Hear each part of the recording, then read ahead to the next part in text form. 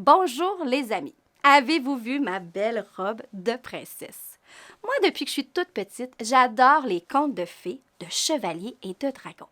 Et l'histoire que je vais te raconter aujourd'hui met en scène une héroïne bien différente des contes traditionnels. Il s'agit d'une petite fille rusée et débrouillarde qui saura dompter le dragon. J'ai envie de te dire un secret. Je crois que cette petite fille, c'est un peu moi lorsque j'étais petite. Peut-être que toi aussi, tu vas te reconnaître dans cette histoire. Allons la découvrir ensemble. Le dragon qui mangeait des fesses de princesse.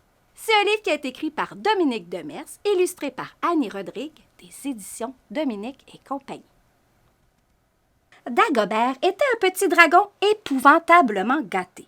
Il piquait des crises monstres pour obtenir tout ce qu'il voulait. Ses parents lui servaient donc uniquement ce qu'il préférait, des fesses de princesse. Au petit déjeuner, au goûter et au dîner. En boulettes, en papillotes, en giblottes, en pâté et en fricassé. Les parents de Dagobert lui avaient enseigné qu'un dragon bien élevé mange lentement, la bouche fermée, sans faire de bruit ni s'empiffrer. Mais Dagobert dévorait à une folle vitesse toutes les fesses dans son assiette, la bouche largement ouverte, en faisant beaucoup de bruit et en répandant quantité de miettes.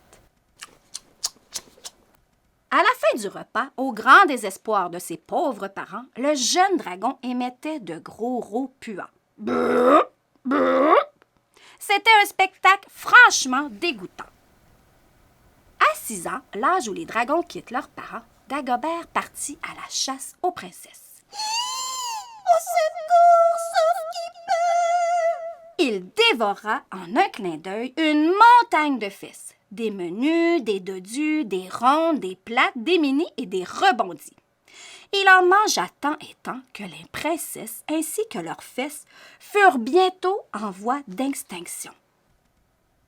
Dagobert entreprit alors de se goinfrer d'absolument n'importe quoi. Il avalait au passage des épines de porc-épic, des queues de moufette, des pâtés d'araignées séchées, des grosses mottes de vers de terre gras et grouillants, ainsi que des crottes de toutes sortes. Pouah! Un jour, Dagobert tomba sur un petit garçon bien rond. C'était Didier, l'enfant le plus désobéissant du village d'à côté. Didier était lui aussi affreusement glouton. Il se gavait en cachette de ce qui était très mauvais pour la santé. Les sandwichs aux frites, les hot dogs surdimensionnés, les chips au chocolat et tous les bonbons qu'il pouvait trouver. Dagobert ne fit qu'une bouchée de Didier. Aussitôt, pour la première fois de sa vie, le dragon fut pris d'épouvantables crampes au ventre. Il sentit son estomac se tordre douloureusement et éprouva un haut-le-cœur si puissant qu'il dut recracher Didier. « Burk !» s'indigna Dagobert en grimaçant. Les jours passèrent. Dagobert s'ennuyait beaucoup des festins de fesses de princesse. Il crut rêver en découvrant un matin une créature qui ressemblait délicieusement à une princesse. C'était Juliette. Le nez toujours plongé dans un livre, la fillette avait perdu son chemin.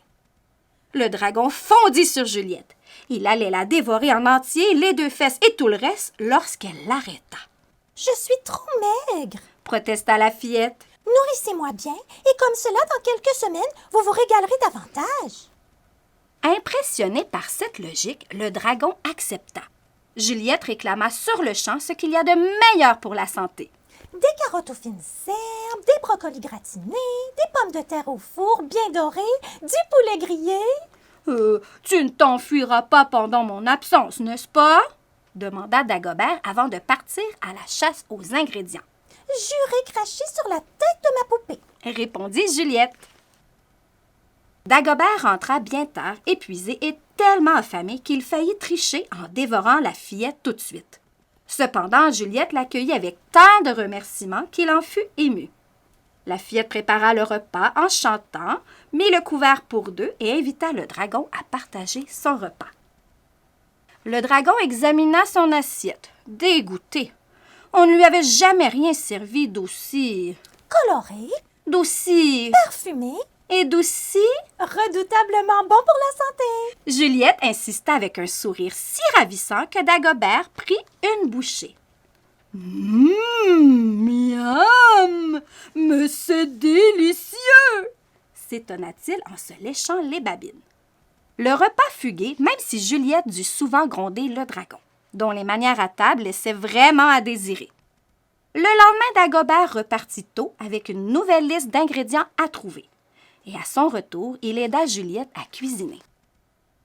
Pendant ce temps, dans le village d'à côté, Didier avait beaucoup moins d'appétit depuis qu'il avait eu la peur de sa vie. Il s'entraînait désormais d'arrache-pied pour mieux faire face à de nouveaux dangers. Lorsqu'il apprit la disparition de Juliette, Didier en conclut aussitôt que le dragon l'avait avalée. Et parce qu'il avait toujours été secrètement amoureux de l'adorable fillette, le petit garçon résolut de la venger en affrontant l'effroyable dragon Glouton. Un matin, Didier partit armé jusqu'aux dents. Quelle ne fut pas sa surprise, en pénétrant dans la forêt du dragon, d'entendre le rire cristallin de sa chère Juliette. Le brave petit guerrier fut encore plus étonné lorsqu'il découvrit la fillette et le dragon joyeusement occupés à faire griller des brochettes. « Sauve-toi ou je te tranche en rondelles! » lança malgré tout Didier à Dagobert. Le dragon, insulté, allait se débarrasser du garçon en l'avalant tout rond lorsque Juliette lui ordonna d'arrêter. En apercevant Didier si brave et si musclé, la fillette avait senti son cœur s'emballer. Quel courage! Quelle âme de chevalier! Et comme il a changé! Quant à Dagobert, en ouvrant la bouche pour dévorer Didier, le jeune dragon avait réalisé qu'il préférait de loin les mets de Juliette à tout ce qu'il avait jusqu'à présent goûté, y compris les fesses de princesse. À compter de ce jour, Juliette, Didier et Dagobert devinrent amis. Et grâce à Juliette, les deux gloutons apprirent à bien s'alimenter, en tout temps, ou presque. Un bon gâteau au chocolat. Mais tu sais que comme Dagobert, il faut bien s'alimenter en tout temps. Si tu as le goût de cuisiner de belles recettes avec papa et maman, je t'invite à venir à la bibliothèque pour découvrir notre grande collection de livres de recettes.